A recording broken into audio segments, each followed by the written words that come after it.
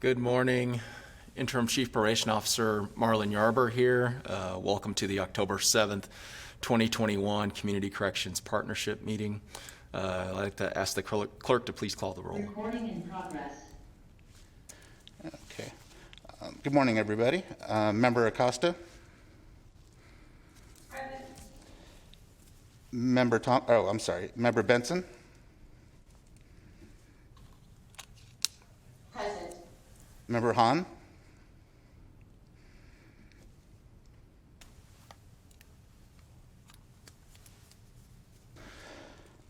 Member Kathari? Present. Member Peterson? Present. Member Norgard? Present. Member Sullivan? Present. Member Wagstaff? Here. And Chair Yarber. Here. Okay, thank you. You have a quorum. Clerk, would you please read the Metro Cable 14 opening statement? This meeting of the Sacramento County Community Corrections Partnership is being cablecast live on Metro Cable 14, the local government affairs channel on the Comcast, Consolidated Communications, and AT&T UVerse. Today's meeting will replay on Saturday, October 9th at 2 p.m. on Channel 14. This meeting is simultaneously webcast at www.sacmetrocable.tv. That's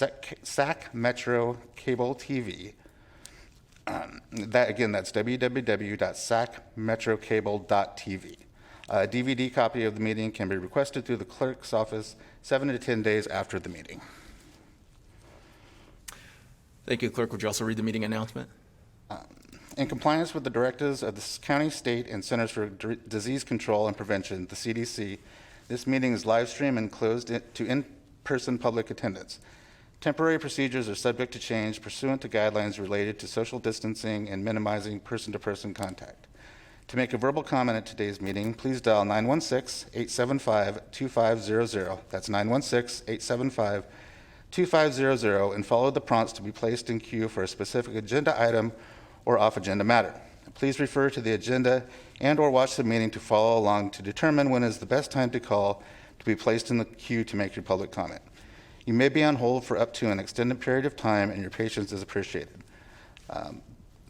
The chair will ask the clerk to transfer calls into the meeting accordingly. Each agenda item queue will remain open until the public comment period is closed for that specific item. Written comments are always accepted. Please send your email comment to boardclerk@saccounty.net. Again, that's boardclerk@saccounty.net. Your comment will be routed to the board and filed in the record. We thank you again for your patience. Thank you. So let me remind all of our members that this is a video teleconference meeting, and there are a few best practices that we should all follow. Please speak from a handset or headset if you have one or the other available.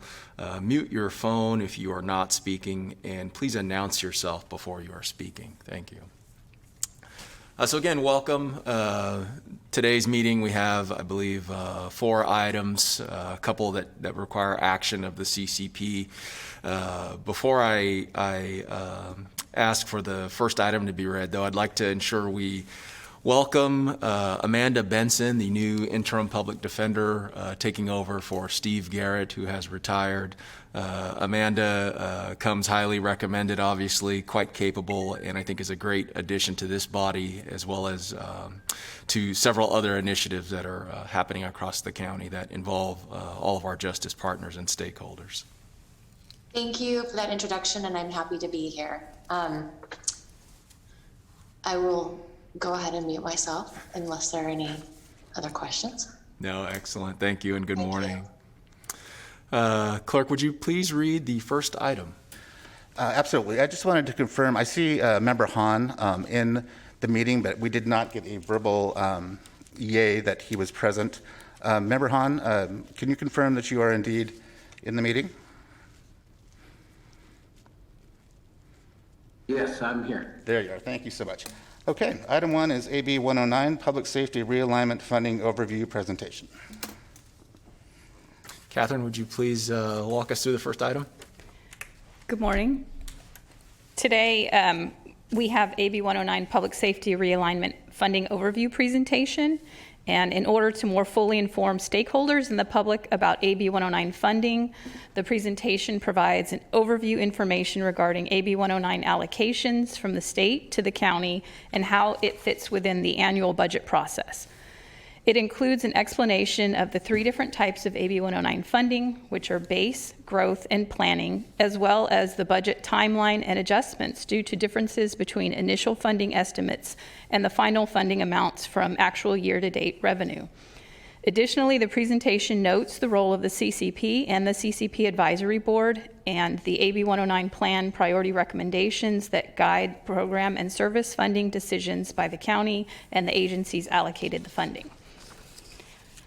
So I'm going to just go through the PowerPoint. It's not too lengthy. It just provides baseline information so everybody has the same understanding of the funding. So the purpose of the Community Corrections Partnership, it was established by legislation as the body responsible for developing the AB 109 plan that advises the Board of Supervisors on specific programming needs to implement provisions of AB 109 public safety realignment legislation. The legislation was enacted to reduce the number of state prison inmates and shifted responsibility for specified lower level offender populations from the state to the county. AB 109 legislation provides a dedicated and permanent revenue stream to the counties through a portion of the state sales tax. The state allocates the county 3 types of AB 109 funding: AB 109 base funding, AB 109 growth funding, which is only provided when state sales tax revenue increases, which didn't occur in fiscal year 2019-20, and AB 109 planning funds. The CCP does not make realignment funding decisions. The CCP only identifies what is needed to implement provisions of realignment legislation through the AB 109 plan that advises the Board of Supervisors, which is responsible for the county's AB 109 funding decisions. The Board of Supervisors decides the distribution of AB 109 realignment funds allocated to agencies through the annual budget process. The budget process / timeline is as follows. September to December, internal services budgets and charges are developed. In January through February, departments work on budget requests. In March, discretionary revenue estimates for upcoming fiscal year and mid-year review for the current fiscal year are done. In April, the county executive decides on budget recommendations. In May, the recommended budget document is completed and released. In June, the recommended budget hearings and approval occur. In July, departments submit requested revisions based on changes to the state budget and other available funding or necessary rebudgeting. Revenue estimates are revised based on the latest information. And in August, the revised recommended budget document is completed and released. In September, the revised recommended budget hearings and formal budget are adopted. Estimated base and growth funding are combined and used to provide an initial allocation amount of AB 109 to AB 109 funded agencies. Each January and May, which is when the revised budget comes out, the state provides AB 109 base and growth funding estimates from state sales tax and vehicle license fee revenue. AB 109 planning funds are provided to the county in January only if the required updated AB 109 plan and survey were submitted to the Board of State and Community Corrections by the December 15th deadline. AB 109 planning funds are maintained separately and dedicated to study and planning activities for the county's adult correctional system. In 2014, when the county established its AB 109 long-term plan, funding was allocated to probation, the sheriff's office, the district attorney's office, and adult correctional health to fund eligible activities identified in the AB 109 plan.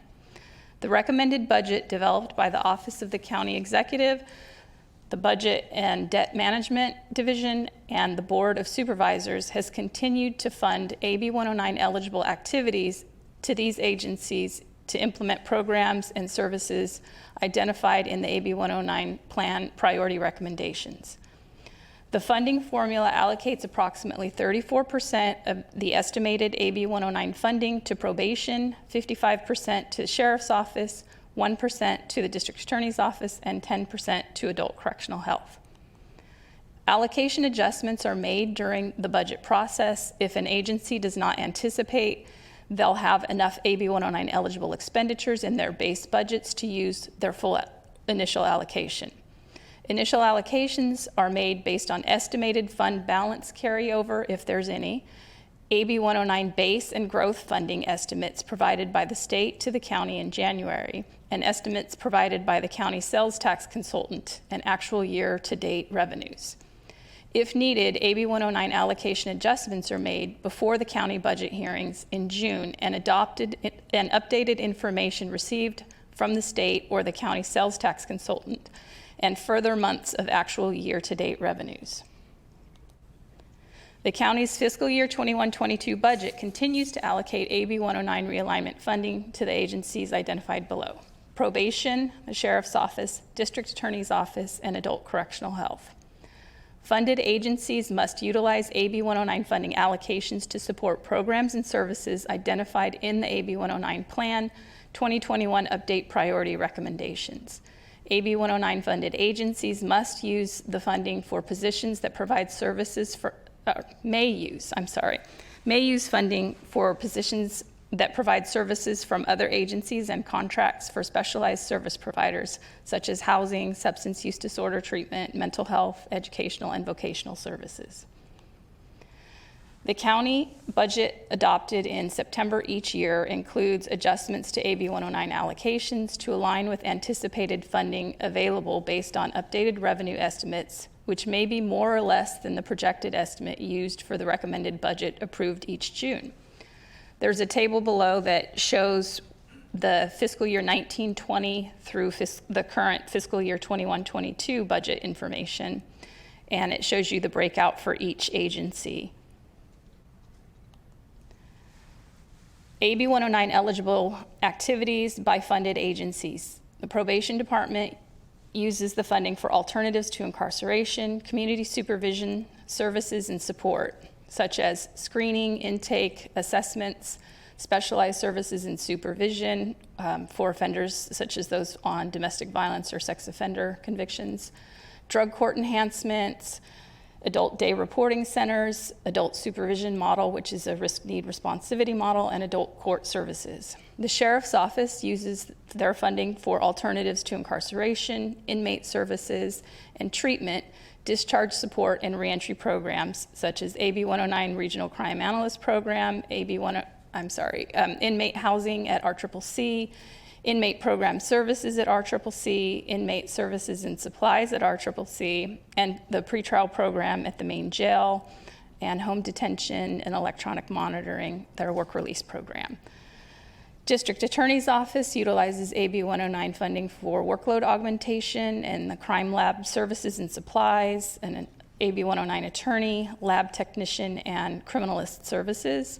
And Adult Correctional Health utilizes their funding for health and mental health services that are including specialized healthcare housing, jail psychiatric, and inmate mental health services. AB 109 funding through the county's annual budget process. The fiscal year 21-22 budget also allocates AB 109 planning funds for a CCP analyst to provide centralized data collection, analysis, and reporting to inform all stakeholders, which is a priority recommendation that was added in the AB 109 Plan 2021 update. The AB 109 Plan 2022 update will be used to inform decisions for fiscal year 22-23. The CCP Advisory Board is responsible for conducting an analysis and making recommendations to the CCP regarding an annual AB 109 plan updates. The CCP Advisory Board is now holding monthly meetings that are open to the public. Stakeholders and members of the public are encouraged to participate and share input at all CCP and CCP Advisory Board meetings. Additional information about the CCP and CCP advisory boards and their meetings are available online on the CCP webpage, and there's now also a CCP advisory board webpage. The public can also participate by going to the Board of Supervisors public meeting website and learning about the topics there, as well as following the budget process timeline posted on the county's webpage. And that concludes my presentation.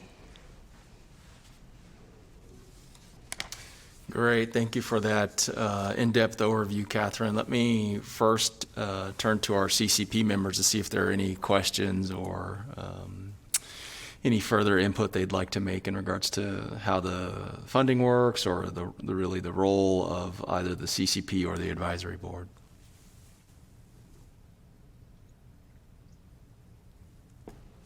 Chair Yarborough, this is Greg from the clerk's office. I just wanted to get on the record. It looks like Member William Walker has joined us. Mr. Walker, if you could confirm your attendance, I will get you on the roll sheet. Present. Okay, thank you so much. Thank you. Hearing no questions, Mr. Chairman, yes, Deputy County Exec Wagstaff, I see I had has my his hand hand up. raised. Maybe I didn't put my hand up right. I don't know. Anyway, as I heard the presentation, in terms of the allocations of the funding and how it's set up and how it's used, but is it not the case that this group reassesses that budget periodically and determines, adjustments that the group collectively thinks it might be needed in the use of our AB 109 funding? So it's my understanding we reassess our priorities essentially. However, the funding decisions are really left to the Board of Supervisors to make. Right. So we reassess our priorities and submit them on some, time interval. I don't know if we do it annually, but then we submit it to the board for adoption. I believe that is correct. Catherine, remind me, the new requirement is that the CCP submit a plan annually. Is that accurate? Correct. Starting last year, there's a requirement that we have to submit an updated plan annually. And this year, it was done in May. Thank you. Thank you. Other questions? Clerk, please help me. I can barely see the It hands. looks like Member Benson has her hand Oh, up. excellent. Thank you. Yes, there was a question that I received about the plan. I know that the implementation plan was approved in May. And I think some people thought that was the plan that would guide fiscal year 21-22. And the question was, the plan that's in place that's been approved by this board, as well as I believe it went to the Board of Supervisors, that is the plan that will guide agencies, departments in making their budget requests for the fiscal year 22-23. The question was, if we don't have another plan until next May, then how would that impact the budget the following year? So I guess the question is, the plan that's in place, that is the plan that the advisory board is working with and the agencies can look to with regard to priorities for the next fiscal year. That's the question. I believe that's correct. Catherine, any clarity beyond that? That's my understanding, yes. Excellent. Thank you. And I apologize. As many of you know, I transitioned into my role as chair, literally, I think, as the CCP was taking up that planning process. I might add that there's a subsequent item that we will discuss further advisement from the CCP Advisory Board relative to the plan. Correct. That might add some additional clarity. Yes. Other questions?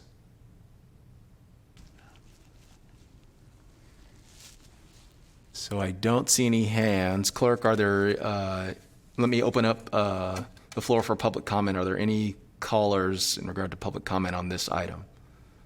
We have two callers currently. If it pleases the chair, I will have them send the first one down. Please do. Okay, please send down the first caller.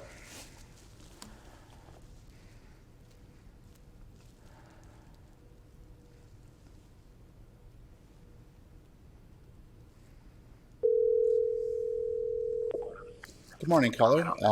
Please start your public comments. You have 2 minutes. And if you could mute the meeting in the background, please. Just did. Thank you. Good morning. My name is Dr. Kareen McIntosh Sacco. I am a licensed clinical psychologist in private practice, and I'm calling this morning with grave concerns in regards to the lack of transparency and accountability by the CCP. Now, it's understood that the CCP committee makes recommendations on how the approximately $60 million in state AB 109 realignment funds are spent each year. These funds are meant to be spent on diversion and re-entry for people in the legal system, but there's currently no accountability or tracking on where it goes once probation or the sheriff gets these funds. This year, the Board of Supervisors approved a plan that would reinvest a lot of funding in re-entry support and other services such as jail support. However, we've heard that none of this plan was actually adopted and that the budget is essentially the same as last year. So let me ask you, how is this money spent? There's zero transparency or accountability, and these funds need to be going to community. And it's not lost on me that this is mostly law enforcement that makes up this community board. Yes, there's a community advisory board, yet it doesn't have any voting power. This advisory board created a plan for AB 190 funds this year that included significant more funding for community-based services. The CCP and the Board of Supervisors voted to approve the plan, but none of it was followed. The CCP has not published anywhere their actual budget for the $60 million that was received from the state this year. It seems that y'all have ignored the plan that you're legally required to follow. Again, this funding can and should go to community-based mental health services. Transparency and accountability are what you owe the community. Thank you. Okay, please send the next caller.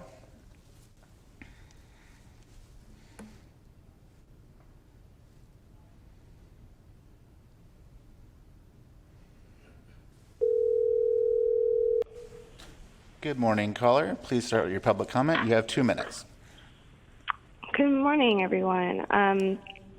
I am also calling just to ask some questions. Was left a little confused after the presentation this morning. I remember when the Board of Supervisors approved the plan created by the advisory board and approved by the CCP body as well, but I don't remember the budget ever going before the Board of Supervisors for approval, so I wondered if you could answer that question. Also, wasn't aware that the final AB 109 funding amount was ever published publicly either. I believe it was $60 million. I'm not positive on that, but typically each year since realignment in 2011, it's been about recently it's been about $50 million a year. So we're wondering, we as in representing some community members here and community groups, we're just wondering if there's if you all could publish a publicly available breakdown of how the AB 109 funds were spent. I understand, Catherine, you said that verbally, but we would really it's just so many other counties, it's common practice to really just show the overall breakdown of how these funds were spent and what the impact of these funds were. And there's plenty of other counties that dedicate, whether it be 30 or 50% to community-based services. I will say, while you listed some good services that probation and sheriff provide, they're not the services that our communities need to prevent recidivism and to prevent to really heal, and so these funds are very highly flexible. They can be used for community-based services, and that's really what the community wants. So just asking for some basic transparency here. When was this approved by the Board of Supervisors, and how is the money being spent? Thanks. Thank you. Chair Yarber, we do have 2 more callers that have got on the line. Please send the next caller.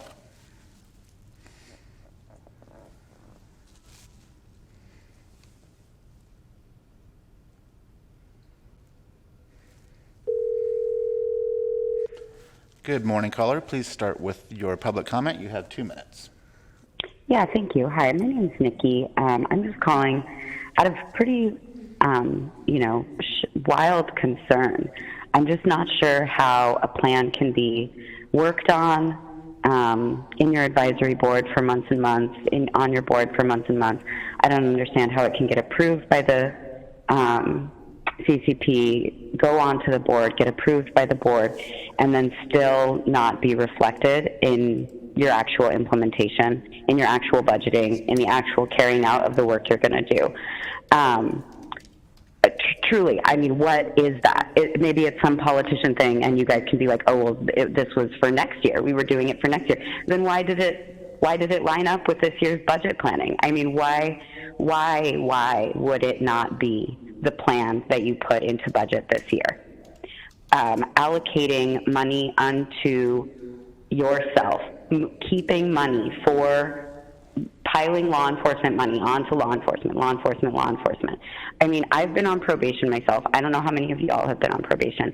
I don't know how many people you talk to on the regular outside of your workplaces that are on probation.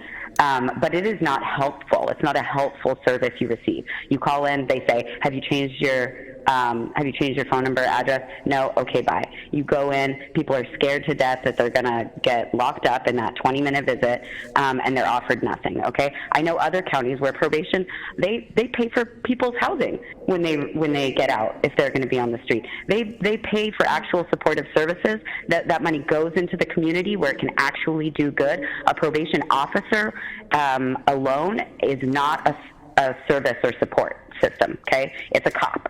It's a cop who's waiting to see if there's something wrong, and they will flash you and put you, reincarcerate, right? And that is so often the case for people I know that are on probation, that they're only fearful that they don't receive services and that they really desperately need those services too, right? So when you say to the community, and you say, absolutely, I'm going to wrap it up. When you say to the community and you say to the board that we're going to spend this money on the community needs it. So when you lie and you keep it under yourself and you put it in probation coffers for more officers, that's a huge disservice to the community and huge service to yourself. So Please wrap up your comments. I hope you feel congratulatory to yourself and your accomplishment here because you stole that money from the people. Bye. Thank you. Okay, I believe we have one more caller. Please send them through. Please send through the next caller.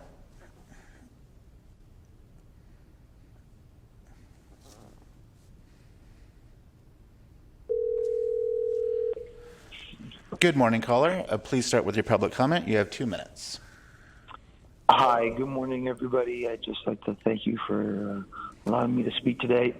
I'd like to really just kind of echo everything that Dr. Corinne said in her public comment talking about the $60 million state AB 109 realignment funds and how they're spent. I'm severely concerned as well about the lack of transparency and accountability. These funds really, truly should be going to community and helping the community in the way of mental health and realignment services and jail support.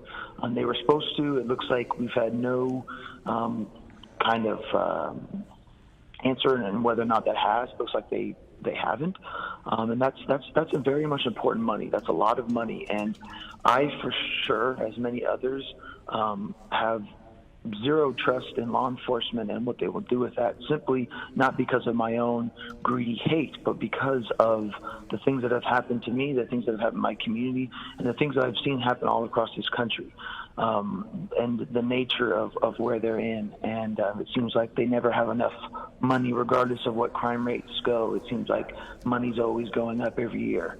And we seriously need that money. As someone who works in mental health, I think it's absolutely paramount that $60 million go to people who actually do the work, who actually are helping out. And that's our mental health services, and that's reentry programs. And it's absolutely ridiculous, I believe, that the accounting and the accountability and the transparency aren't there. I think it's an absolute kind of slap in the face of everybody who lives here, who wants to see a change and wants to see that change come from community-based care. So I'd like to thank you guys for listening today. I think Dr. Crane really nailed it on the head, and I really, really want you guys to consider, that's a lot of money, and times like these, we need to make smart decisions with our money, and the lack of tracking and accountability right now is absolutely disgusting, and a complete slap in the face of everybody in Sacramento who's really working hard to help the people and to help people strive for a better life. Mental health is one of Please all wrap these up your things. comments. Thank you. Mental health is one of our biggest challenges as a country, I think, as a species, as humans. And to invest in criminal punishment instead of that, I think is absolutely backwards and only feeds the pockets of the rich and the people who the police truly protect, the 1%. Thank you. Thank you. Okay, that was your last call. Upon your okay, we can close the public comment queue on item 1. Thank you. Let's do that. And Clerk, would you please read the second item for us? Item 2 is direct the CCP Advisory Board to develop recommendations for the Sacramento County Boards and Commissions fiscal year 2022-23 budget outreach feedback form. Thank you. Let's see. Catherine, can you please walk us through the second item as well? Sure. The Community Corrections Partnership has been asked to complete a budget outreach feedback form for the Office of the County Executive, Budget and Debt Management, and the Board of Supervisors to consider for the fiscal year 22-23 budget. The form content is provided in the staff report below. The attached fiscal year 21-22 budget and brief document provides an overview of the approved budget to show where our county's funding comes from and how the county plans to spend it. It also explains some budget concepts and processes, issues we are facing, and provides information for the public about how to become more involved in the budget process.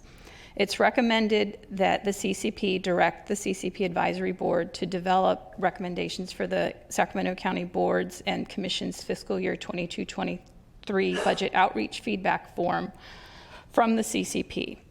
Recommendations should be provided at the next CCP meeting.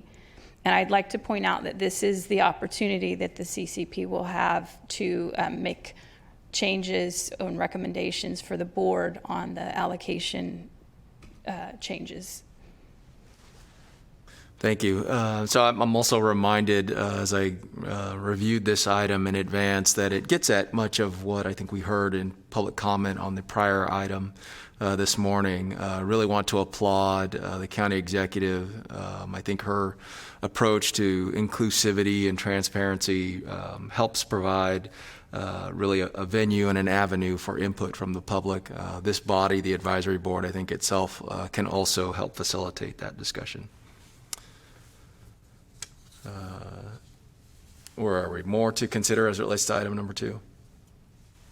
I just need to get your direction for CCP Advisory Board. Is the CCP going to direct the advisory board to complete the form on your behalf? Thank you. So I would like to direct that to happen. Are there any questions at this point from our CCP members on the phone?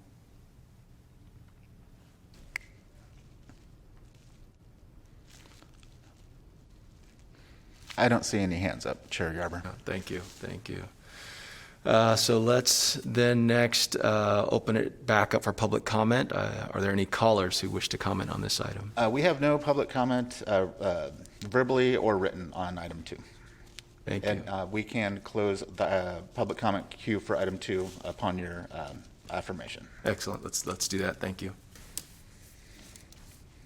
Clerk, would you please read item number 3 for us?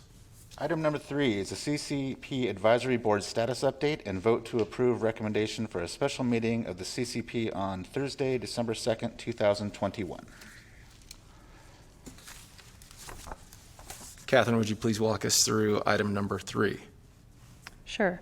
The CCP Advisory Board is tasked with making recommendations to the CCP regarding additional AB 109 plan updates that incorporate further findings and input from local agency and community stakeholders, aligns the AB 109 plan format and content with the BSCC recommendations, and ensures County Board of Supervisors approval to inform decisions during the budget process.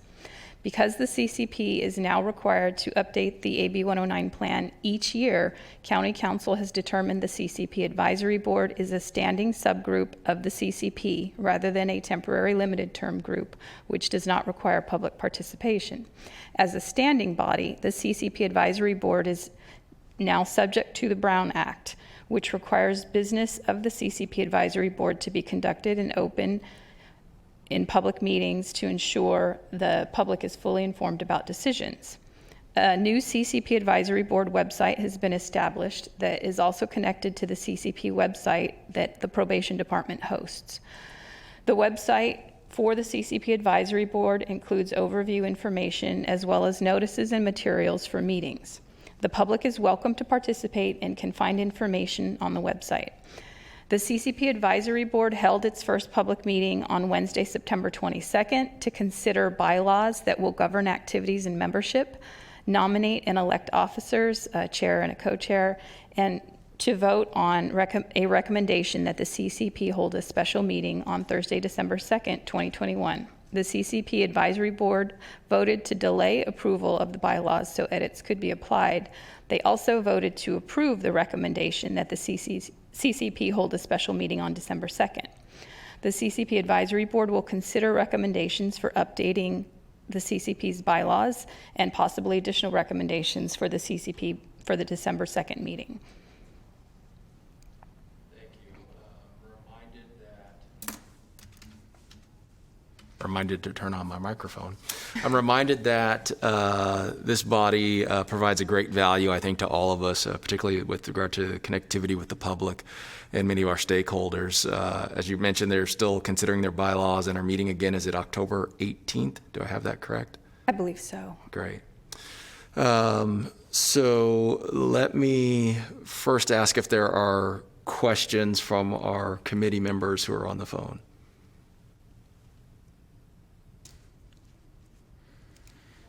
I do not see any hands raised. Thank you, Clerk. Are there any, let me open up for public comment. Are there any callers who wish to comment on this item? No, we have no public callers or written comments for item 3. Great. We can close the queue if, upon your affirmation. Please do. Please close the queue for me. Thank you. In regard to the item, would love to entertain a motion to approve the recommendation for a special meeting.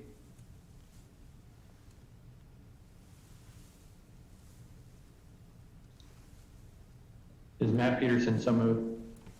Thank you. We have a motion. Do we have a second? Nina Acosta, I second. Thank you. We have a motion and a second. Clerk, what is your capabilities with regards to, would you like hands? No, I'll just take a roll call vote. Excellent. Let's do that. And Thank just you. for the record, it looks like we lost Member Hahn, but we knew he could only be here for a short while. So I will call the roll of those who are present. Excellent. Thank you. Member Acosta? Approve. Member Benson? Approved. Member Kathari? Approved. Member Peterson? Approved. Member Norgard? Approve. Member Sullivan? Approved. Member Wagstaff? Approve. Member Walker? Approved. And Chair Yarber. Approved. Okay, Thank motion passes with those members present. you. Great. Thank you all. Clerk, when you're ready, please read the fourth item. Okay, item 4 is a vote to approve a resolution authorizing remote teleconference meetings for the period October 7th, 2021 through November 6th, 2021 pursuant to the Ralph M. Brown Act.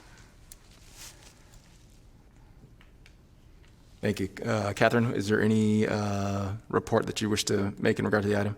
Yes.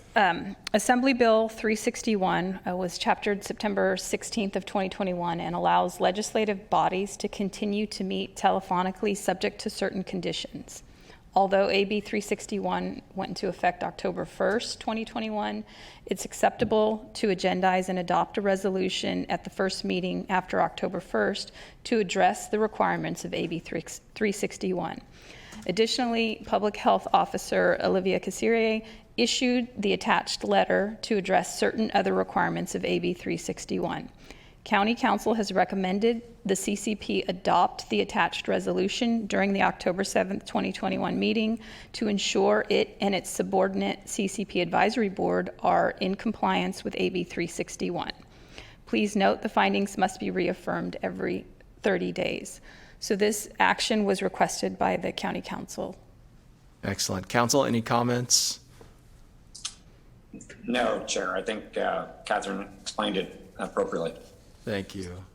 Any questions from our members? I see no hands.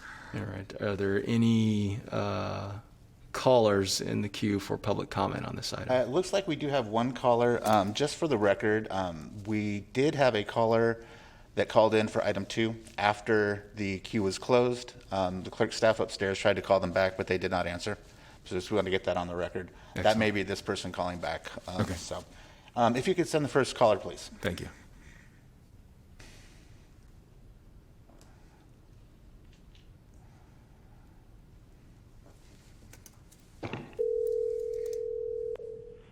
Good morning, caller. Please start with your public comment. You have 2 minutes. Yeah, I was on the queue for item 2 because I agree with all the previous callers before that of how absolutely atrocious it is that you all just like literally are legally stealing money, illegally stealing technically, but you know, you all are basically, this committee is basically comprised of majority law enforcement personnel who really don't give a fuck about following the laws that they require the rest of us to follow. But I really just cannot get over how this meeting, from a public standpoint, appears to be just a committee of one. Because none of you, like, despite how other jurisdictions and other council advisory boards and such, where people can actually see who is serving this committee, you all don't see fit to show your fucking faces on the goddamn screen. You're all on Zoom right now. We know you're like, you should be actually present and attending this meeting and actually participating, but it really doesn't seem like you are. Apparently, the Community Corrections Partnership, comprised majority of law enforcement, doesn't see fit to follow the same rules as the rest of the county and the cities that are within the county to actually just show an ounce of transparency. So when I hear you talk about doing better in community outreach and approving resolutions that, you know, authorize remote teleconferencing, all it sounds like to me is that you're going through the motions, checking a box so that when somebody from an actual authority figure that can hold you accountable in the government actually comes forward and asks you how transparent you're being, you can say, well, we did these sorts of things. Fuck you.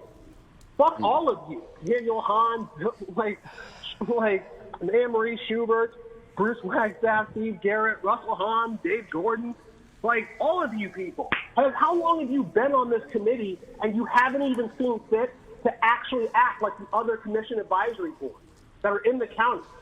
How have you not learned during the last 2 years of fucking COVID to just show your fucking faces and act like this isn't just a fucking rubber stamp committee designed to just approve. Please the wrap up your ideas comments. and special interests of its law enforcement members. Please wrap up your comments. This is really a joke. Like this community corrections partnership should be dissolved outright because it's completely undemocratic and frankly, acts illegal. Fuck all of you. Thanks. Thank you. That was your one and only caller for item 4. If it's your pleasure, we can close the queue for item 4. Thank you. Let's please close the queue. So I do know that this item does require action by the CCP members. I think it's appropriate to also call for a motion in regard to approving a resolution authorizing remote teleconference meetings. Rod Norgard, so moved. Thank you. We have a motion. Do we have a second? Second. Who was the second? I'm sorry. That's me, Bruce Wagstaff. Thank you, Mr. Wagstaff. Thank you. We've got a motion and a second. Okay, I will call the roll. Member Acosta? Approved. Member Benson? Approved. Member Kathari? Approved. Member Peterson? Approved. Member Norgard? Approved. Member Sullivan? Approved. Member Wagstaff? Yes. Member Walker? Yes. And Chair Yarber? Approved. Okay, motion passes with those members present. Thank you, Clerk. When you are ready, would you mind please reading the 5th and final item for this morning? Item number 5 is public comment on non-agenda items. Let me verify that we don't have anybody.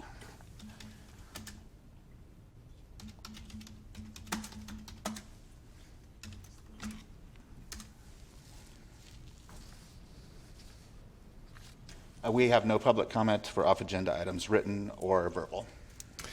Thank you, Clerk. Appreciate everyone's time and attendance this morning. If there are no other questions from our members who are on the line, and we'll give you just a second to chime in.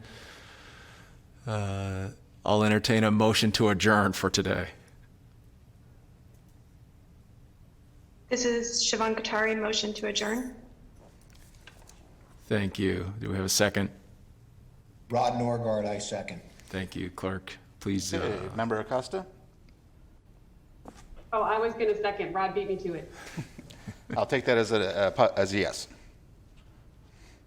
Member Benson? Approved. Member Kathari?